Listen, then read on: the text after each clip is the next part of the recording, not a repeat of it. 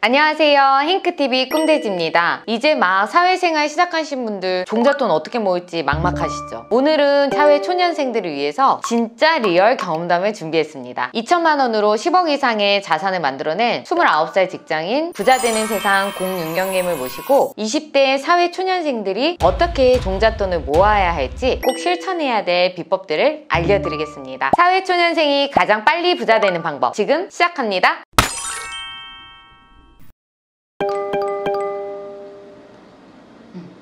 네, 정상 체온이세요. 네, 정상 체온입니다. 사실 부세님 되게 뵙고 싶었거든요. 되게 똑부러지게 투자 성과를 내고 계시다고 얘기를 많이 들었어요. 아유, 감사합니다. 도대체 어느 정도 성과를 올리셨길래? 현금 흐름은 한 달에 600 정도 들어오고 있고요. 시세 차익은 한 10억 정도? 네, 새우 10억 정도 지금 나오고 있습니다. 새우요? 네. 그럼 지금 투자 몇 년 차 하신 거예요? 만으로는 한 3년 반 정도 취업하고 나서 네. 1년 정도 이제 종잣돈을 모으고 난 다음에 이제 그 다음부터 투자를 본격적으로 시작을 했습니다. 월급 빼고 월 수입이 600만 원이신 거예요? 현금 흐름 나오는 게 크게는 원룸을 제가 이제 경매로 취득을 했었거든요. 네. 그래서 거기서도 현금이 좀 나오고 있고 상가를 받은 게 있어서 거기서도 이제 현금이 나오고 있어서 그렇게 합치면은 600 정도 됩니다. 네, 뭐 이자를 다 제하고 나면 한 400 정도? 투자를 그래도 해야겠다 이렇게 생각된 또 계기가 있겠네요. 직업에 있어서 네. 뭔가 최고가 돼야 되겠다. 네. 사실 그런 생각을 많이 하잖아요. 사회초년 성분들이. 맞아요. 저도 이제 그런 이제 포부를 안고 네. 입사를 했는데 막상 들어가 보니까 완전 워라밸이 없는 거예요. 본인 시간 없이 네. 진짜 일에만 매진해야 되고 그 제가 꿈꾸는 롤모델 분들을 좀 만날 기회가 있었어요. 멘토, 회사의 멘토 같은 분들이요? 네. 근데 보면은 저녁에도 퇴근 안 하시고 다 네. 가정이 있으신 분들인데도 밤늦게까지 일하시고 주말에도 자주 출근하셔서 일하시고 하는 걸 보면서 아, 저렇게 사는 게 내가 원하는 삶인가? 미래에 저렇게 사는 게 과연 맞는 건가? 결론을 내렸던 게 아, 나는 돈도 많이 벌고 싶지만 시간적으로도 좀 자유로운 삶을 살고 싶다. 그럼 그렇게 살기 위해서는 어떻게 해야 되지? 생각을 하다 보니까 이제 결국에 재테크밖에 답이 없더라고요. 그런 고민에서 시작이 됐구나. 네. 사실 저도 이제 어렸을 때 집안 환경이 그렇게 좋은 환경은 아니었거든요. 부모님이 또 전세 사기도 어렸을 때 제가 당하신 적도 있고 계속 저희 집이 이제 전세로만 살다 보니까 이제 2년 만기 끝나면 계속 이사를 다녀야 되는 상황이었어요. 그러다 보니까 내 명의로 된 집 한 채는 있어야 되겠다. 좀 그런 생각을 좀 어렸을 때부터 한 것 같아요. 취업하고 나서 한 1년 정도 종잣돈 모으고 투자를 시작을 하신 거예요? 네. 그렇게 모은 종잣돈이 얼마 가지고 시작하신 거예요? 신입사원으로 들어오고 나서 첫 해에 받은 연봉이 3천만 원 정도 됐거든요. 3천만 원이요? 최대한 안 쓰고 열심히 모아서 2천만 원 정도 모았습니다. 거의 한 달에 40만 원, 50만 원 정도 쓰신 거네요? 찾아보면은 좀 줄일 수 있는 부분들이 분명히 있어요. 예를 들어서 뭐 한 달에 무조건 들어가는 비용이 이제 교통비가 있을 거고 식비랑 그다음에 통신비 이거는 뭐 무조건 쓸 수밖에 없는 돈인데 일단 그거부터 좀 줄이려고 노력을 많이 했어요. 교통비 같은 경우에도 지하철 주로 이제 타고 출퇴근을 했는데 지하철까지 가는 시간이 좀 있다 보니까 이제 버스를 한번 이제 갈아타고 환승한 다음에 지하철을 타고 출퇴근을 했거든요. 그거에 추가 요금이 이제 계속 붙어서 나오는 거예요. 교통비만 한 달에 거의 뭐 10만 원 넘게 나올 때도 있고 많이 나올 때는. 근데 저는 이제 이런 걸 좀 바꿔야 되겠다 생각을 했던 게 지하철에 보면 이제 그 정기권이 있잖아요. 그 한 달에 이제 정액을 내고 서울 지역 아니면은 이제 한 번만 차감이 되는 거예요. 원래는 10만 원 넘게 나오던 교통비가 이제 한 달에 딱 고정적으로 5만 5천 원만.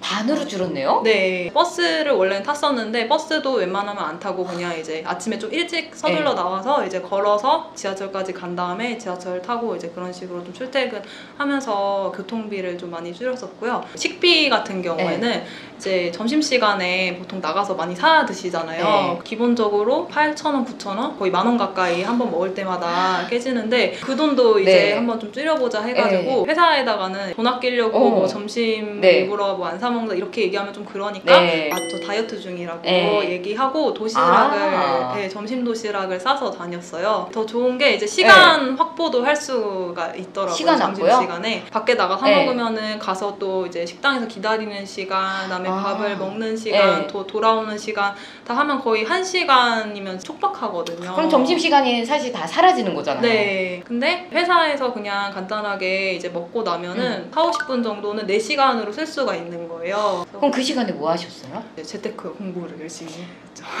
아니, 사회초년생들 그냥 내가 나중에 결혼할 때쯤 신혼집 그래도 뭐 전세금이나 뭐 종잣돈 뭐 이런 게 있어야 되잖아요. 네. 그거 모을 수 있는 정도라도 네. 어떻게 방법 없을까요? 종잣돈 모으는 방법이 뭐 여러 가지가 있잖아요. 네. 통장을 뭐 쪼개기, 가계부 작성하기 네. 이런 것들은 시중에 찾아보면은 또 방법이 되게 자세하게 잘 나와 있고 저도 그런 것들을 되게 많이 찾아봤었거든요. 네. 중요한 거는 심플 이즈 베스트라고 단순한 게 최고예요. 어떤 분들은 막 통장 10개 쪼개서 관리하라고 하시는 분들도 계세요. 저는 사실 그렇게까지는 하라고 추천해주고 싶지는 않아요. 그러니까 통장의 개수가 너무 많아지면 네. 관리하기가 일단 힘들고요. 첫 번째로 내가 돈을 모으려고 사실 이렇게 통장 쪼개기를 하는 건데 어느 순간 돈을 모으는 거 떠나서 통장 쪼개는 거에 대해서 시간을 더 투자하고 있는 이제 모습을 발견할 때 이게 주객이 정도가 되는 거죠. 아, 그러네. 통장을 쪼개놓다 보면은 나중에 뭐 신용카드를 만약에 쓰고 있어요. 그러면은 이게 돈이 빠져나가야 되는데 안 빠져나간다든지 어느 통장에 걸어놨는지 모르고 그럴 수도 있고. 네, 저는 그냥 통장을 딱 3개 쪼갰거든요. 3개요? 네, 첫 번째 이제 주거래 통장, 월급이 들어오는 주거래 통장이랑 거기서 이제 공과금을 같이 처리를 하거든요. 두 번째는 저축을 위한 돈을 따로 담아놓기 위한 통장, 그리고 세 번째는 생활비 통장. 네, 이제 돈을 내가 다 쓰고 나서 남은 돈을 모으려고 하면 다시 돈이 잘 안 모아져요. 이제 소비 패턴을 한두 달 정도 이렇게 기간을 딱 잡아놓고 그러니까 한 달만 잡으면은 이제 그 달에는 뭔가 유달리 뭐 경조사비가 많이 빠져나갔다거나 그럴 수 있잖아요. 그러니까 한 2달 정도 이제 통계를 내요. 고정 비용 들어가는 거 이제 얼마 정도 들어가는지 보고 생활비 내가 이제 비용들을 쓰는 게 얼마 정도 내가 평균적으로 쓰고 있나 패턴을 좀 파악을 하시는 게 좋아요. 예산을 너무 타이트하게 잡는 것보다는 비상용으로 뭔가 내가 이제 쓸 수 있는 금액을 어느 설정을 해놓고 하는 게 좋거든요. 경조사 같은 경우에도 결혼식 같은 경우에 미리 연락이 오잖아요. 그쵸. 그러면은 내가 다음 달에는 얼마 정도 돈이 빠져나갈 테니까 이 정도는 따로 이제 예비비로 빼놔야지.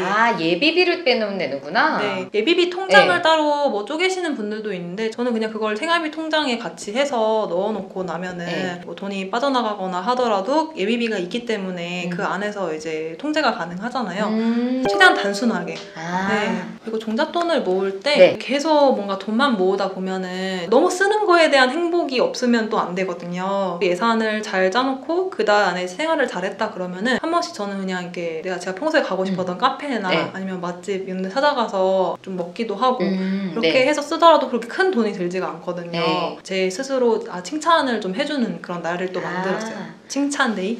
약간 그거 운동할 때 사실 저도 요즘 운동 이제 관심 많아요. 이제 날도 이제 여름이고 하니까. 근데 보면은 내가 식이 조절 같은 거 해야 된다고 매일 이제 똑같은 거 먹다가 하루 정도는 치팅데이 이런 거 주잖아요. 맞습니다. 그런 거네요. 어떻게 보면. 그리고 한 가지 더 얘기하고 싶은 게 최대한 단순하게 하라는 이유가 사실 종잣돈을 모으는 거에 너무 집착을 하시는 경우가 많아요. 내가 이렇게 사는 게 맞나? 그러면 또 빨리 지치고 이거를 시선을 좀 돌리는 거예요. 내가 조금 더 돈을 모아서 뭐 강의를 듣는 데 쓴다거나 재테크 지식을 향상시키는 목적으로 쓴다고 생각하고 그 공부하는 거에 집중을 하면은 종잣돈 모으는 것도 좀 덜 고통스럽거든요. 오히려 종잣돈을 모으기 위해서 그거에 시선을 집중하기보다는 그 남는 시간에 공부할 시간을 최대한 확보해서 하면은 돈도 목표한 대로 모으는 데 있어서 도움이 많이 되고 재테크 실력도 그만큼 쌓이니까 나중에 이제 투자를 바로 시작할 수가 있죠. 네, 지금 자꾸 운동 얘기를 들어서 그런데 제가 좀 나름 건강하게 살거든요. 근데 되게 날씬하세요. 제가 영상에는 66처럼 보이는데 실제로 그렇게 보이진 않죠. 저는 거의 한 44처럼 보이는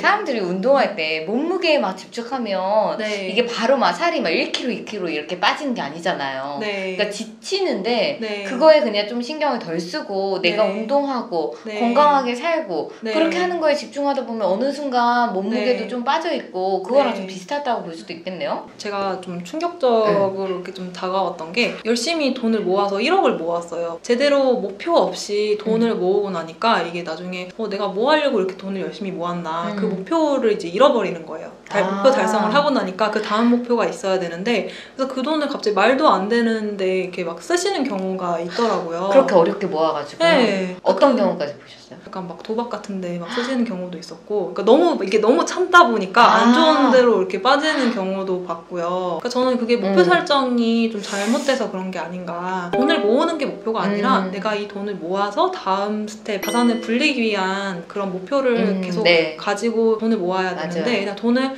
얼마 모으기까지가 목표가 돼버리면은 그걸 달성하다 보면은 이제 그 다음 목표를 찾는 데 있어서 되게 방황을 많이 하게 되는 것 같아요. 투자를 할 때 또 사람들이 또 많이 생각을 잘못하고 있는 게, 돈이 모인 다음에 그 다음에 공부를 하려고 하시거든요. 그런 생각을 하고 계신 분 되게 많더라고요. 그 얘기를 들어보면 재테크 공부를 이렇게 어떻게 해야 되냐 저한테 물어보면은 지금 가진 뭐 자산이나 이런 걸 물어보고 일단 시작부터 먼저 해라 이렇게 조언을 많이 해주는데, 나한테 지금 돈이 없는데 어떻게 투자를 해?